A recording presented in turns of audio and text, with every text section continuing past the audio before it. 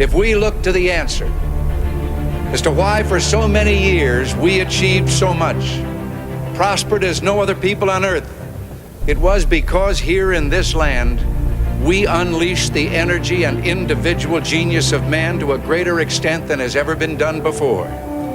Freedom and the dignity of the individual have been more available and assured here than in any other place on earth. The price for this freedom at times has been high, but we have never been unwilling to pay that price. Those who say that we're in a time when there are no heroes, they just don't know where to look.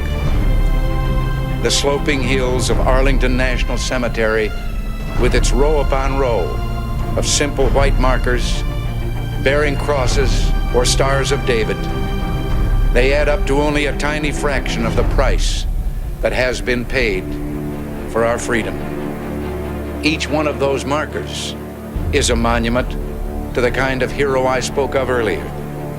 Their lives ended in places called Belleau Wood, the Argonne, Omaha Beach, Salerno, and halfway around the world on Guadalcanal, Tarawa, Pork Chop Hill, the Chosin Reservoir, and in 100 rice paddies and jungles of a place called Vietnam. Under one such marker lies a young man, Martin Treptow, who left his job in a small-town barber shop in 1917 to go to France with the famed Rainbow Division. There on the Western Front, he was killed trying to carry a message between battalions under heavy artillery fire. We're told that on his body was found a diary.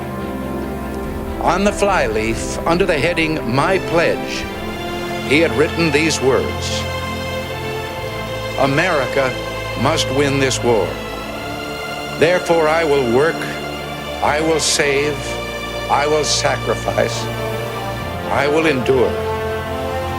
I will fight cheerfully and do my utmost as if the issue of the whole struggle depended on me alone." We must realize that no arsenal or no weapon in the arsenals of the world is so formidable as the will and moral courage of free men and women. It is a weapon our adversaries in today's world do not have. It is a weapon that we as Americans do have. Let that be understood by those who practice terrorism and prey upon their neighbors. As for the enemies of freedom, those who are potential adversaries, they will be reminded that peace is the highest aspiration of the American people. We will negotiate for it, sacrifice for it. We will not surrender for it now or ever. We are Americans.